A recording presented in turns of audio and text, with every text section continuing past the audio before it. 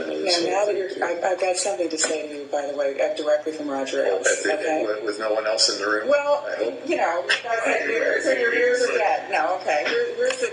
Well, I told Roger... Well, okay, but I'm going to tell you that Roger Ailes, I told him I was coming. I love Roger. I know, and he loves you, and everybody at Fox loves you. So what I'm supposed to say directly from him to you, through me, is, first of all, is there anything Fox is doing right or wrong that you want to tell us to do differently? You know, I actually asked Brett Baer about this because I actually did say that I actually thought, in a sense, sort of the editorial policy of Fox had shifted. Now that... On the online or on the news channel? Well, I only watch but I mean, it's your stories that are online here. But it just struck me that it was almost as if, because they're going after Obama, they had to go after Obama's war as well, actually. And I told that to Brett when he was out here. Yeah. That, again, some of it was headlines, but they... Well, headlines is easy to fix, because the lady who does that is the best my honest sense was that, papers and news outlets have editorial policies. They know sort of how their bosses feel about things, and it causes a certain shading. And, with respect, for example, again, off the record, the New York Times was never going to give Bush or Iraq a break. I don't care. No. They just could never come up with a cure for cancer, and he's still... it just was never going to happen. I remember, in fact, one time, Tom Shanker, who I think very highly of, wrote a piece, and it was on me before I was going to testify one time. Mm-hmm. And they had, in this pretty good piece, factual. In other words, again, all we want is the truth. We're not out to spin. But then it had this sort of really odd thing inserted in it, and it was something that had been proven unfounded, but it sort of bounced around on the MoveOn.org kind of webs. Mm-hmm. And I said, Tom, where did that come from? He said, that was added by the editors. So again, I sensed actually, she asked, is there something that Fox can do better? Yeah, this is a direct from my boss too. We discussed this actually with Brett, and you may want to spend a little more time on it with her. I can tell you though that politically, and Fox, represents. As they love to say, they got a map of the United States and they cover the East Coast, they cover the West Coast, their audiences in the middle. I think there is a split, which I certainly saw in the Reagan administration, where you come in, when Reagan came in as a conservative, where he had fiscal conservatives and foreign policy conservatives united. Yeah. And everybody was happy with that plan. Yeah. And then 2 years into the Reagan defense buildup, when there were questions about, do you have to choose balanced budget or defense buildup? Yep. The fiscal conservatives, Bob Kansas and a bunch of guys in the Senate, they broke off and they said, well, defense is not exempt. You bet. And I think so. That's what you're seeing now in the Republican Party. Mm-hmm. And I don't know that it's a Obama reflection as much as it's a Tea Party. Yeah. Is that their sense that the most important thing Americans should do, and they always quote Hillary and they always quote Admiral Mullen saying the most important national security interest is the American economy, therefore. And so I think that's what you're seeing, and you're certainly seeing it with Bill O'Reilly. Yeah. And you're seeing it with some of the other anchors where they're becoming very skeptical. Like Shepard Smith is saying, oh, right, we've heard that before. Sure. And so I think that's it, but I don't think it's an editorial policy. Yeah. Okay. And it's very pro-military, remains. It is. Bill O'Reilly has been one of them. He's stuck. that old saying that, actually I say it also about the three amigos, McCain, Lieberman, and Graham. Grant used to say, there's old Sherman, I stood by him while he was crazy, and he stood by me while I was drunk. And every time I see McCain, I think about that, because they stood by me when I was crazy. And so did Bill O'Reilly, actually.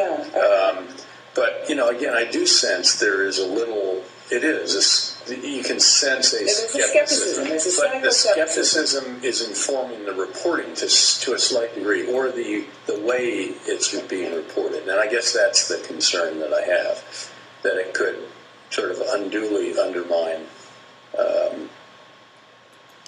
Brett got it right, I think, when he was out here, certainly. Again, judge for yourself. You're going to get out and see stuff for yourself, and you'll see how it's different from 2 years ago. The fact is that 2 years ago... I wrote it off 2 years ago. I thought it was hopeless. Here's the Marja This is right after the debate and then voting. 2 years ago, Marja was, the headquarters of the Taliban and also the illegal narcotics industry. Mm-hmm. So in the market in Marja, they sold illegal narcotics and explosives. In the same stall. Yeah. When I was here 2 years ago, everybody I asked, Afghan political NGO, what's the mission? Who's the enemy? How do you know you've won? And every single time I got different answers. Yeah. Well, I mean, I think you'll find that. And I think now it's not. Yeah. Now, the other thing, I know you've only got a minute left. The other thing, which is directly advice to you from Roger Ailes, is. Do you want us to do, sir?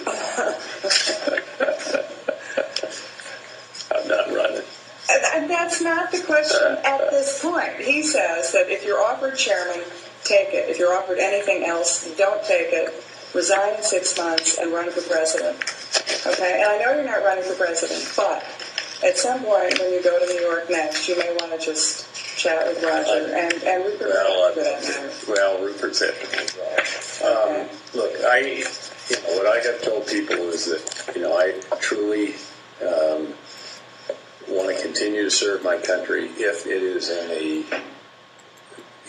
quite significantly meaningful position, and there's all of about 2 of those in the world. You all have really got to shut your mouths, or shut your mouths too. John, and I'm only reporting this back to Roger, and so, that's what I do.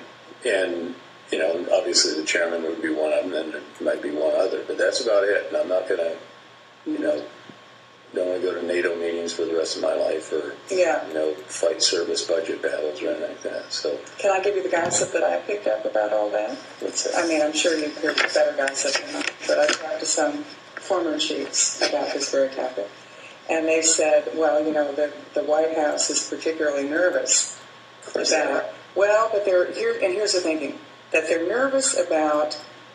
They feel that Obama had this mandate, okay? The mandate, or in his own mind. Obama wanted to do Obamacare, which is a sixth of the economy. He wanted to do environment, which is basically controlling all aspects of the economy, and education, which is the future.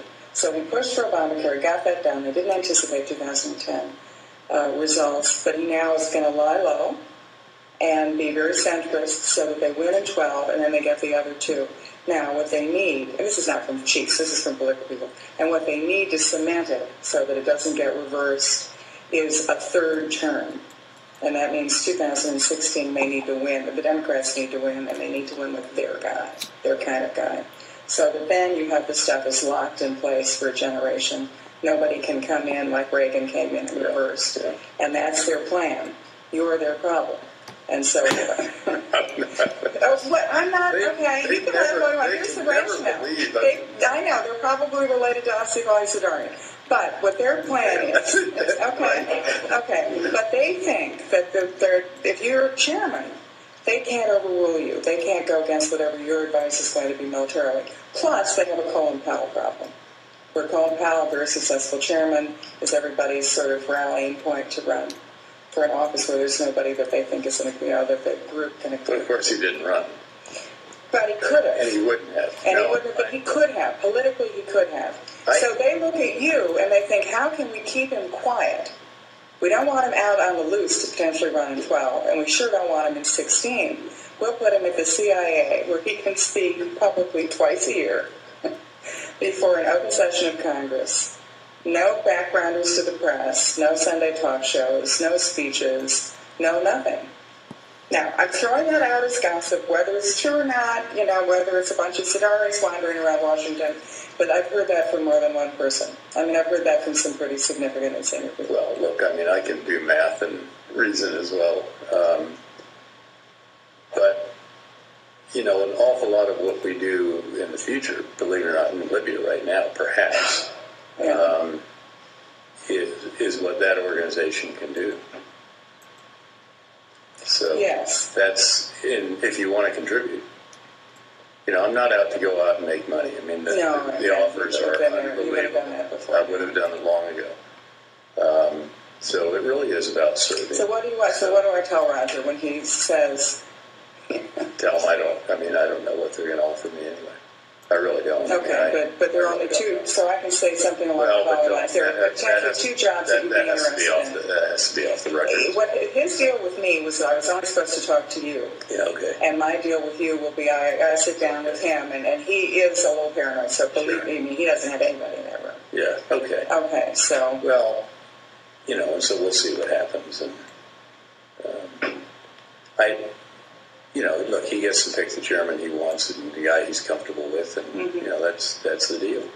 And if they're uncomfortable with the guy who they know will be heard, then okay, so be it. That's it. But you looking at something like the other one as potentially where you make a difference in Libya. I think it can make a huge difference. I think that's a national asset. I think it's a treasure. I think it's a Libya. No, you mean the covert ops organization? I think that organization is full of just heroes, unsung heroes, which is the way they want to be. And I agree with you. But that's if the Arab Spring, you lose it or win it out of covert. If you look at, we're not going to go out and do much more. I don't think. I mean, I was surprised we did Libya. We've got if that's the extent of what we're going to do, we're going to be retrenching militarily. I mean, I think. You mean in Libya or national? I think just national. I just think. Oh, sure. I mean, you can take big budget cuts, and that's going to be, all about.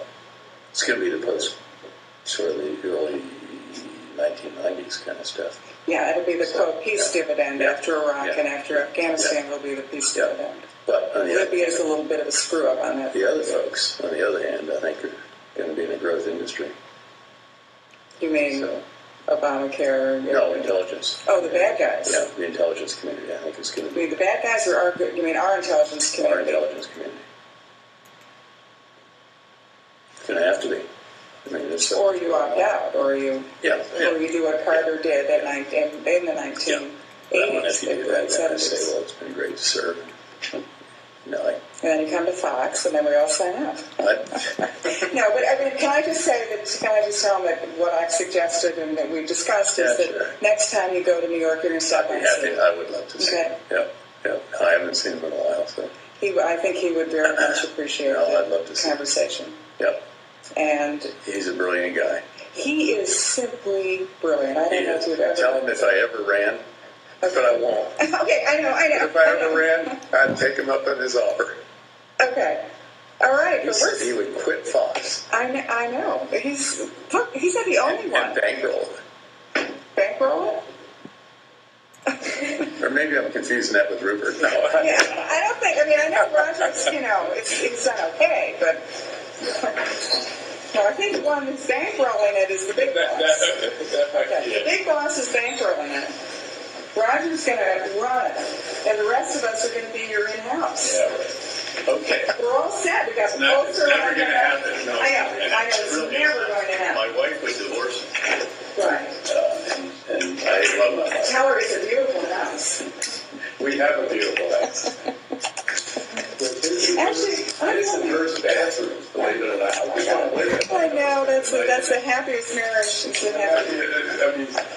Keep your mitts off my dressing room. My husband and I have had a very long and happy relationship because we have completely separate families. I mean, it's great. It's great.